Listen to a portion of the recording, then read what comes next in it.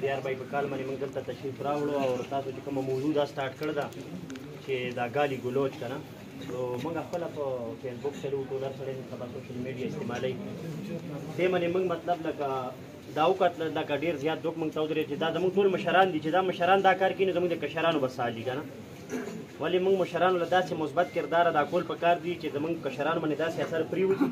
چې لکه موږ ټولو ته به دا جذبه میلاویږي چې یاره موږ د دو په نقش قدم باندې روان شو خپل د عوام خدمت وکړو سیاست نوم د څه دی د خدمت